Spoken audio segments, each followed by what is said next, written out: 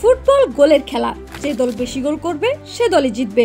কিন্তু তাই বলে জার্মান জায়ান্ট বায়ার্ন মিউনিখ নিউজিল্যান্ডের অকল্যান্ড সিটির সাথে যেটা করলো সেটা জয় ছাড়িয়ে বরং লজ্জা দেওয়া বললেই চলে। জার্মানরা বলতে গেলে একটু নির্দয়ী হয়। সেই 2014 বিশ্বকাপে ব্রাজিলকে 7-1 গোলে পরাজিত করেছিল। সেই স্মৃতি আজও তাড়িয়ে বেড়ায় ব্রাজিল ফ্যানদের। তারা রাগ করে 7 আপি খাওয়া ছেড়ে দিয়েছেন। যাই হোক, আজ বায়ার্ন মিউনিখ ক্লাব ফুটবল বিশ্বকাপে গ্রুপ পর্বের ম্যাচে অকল্যান্ড সিটিকে 10-0 গোলে পরাজিত করেছে। তবে বায়ার্ন 1997 সালে ওয়ার্লবার্গ নামের একটি দলকে 16-1 গোলে হারিয়েছিল। পুরুষ ক্লাব বিশ্বকাপে 10-0 গোলে জয়ই একটি বিশাল রেকর্ড, আর কোনো দল এটা করতে পারেনি। বায়ার্নের পক্ষে 6 মিনিটে গোলের হালখাতা করেন কিংসলে কোমেন।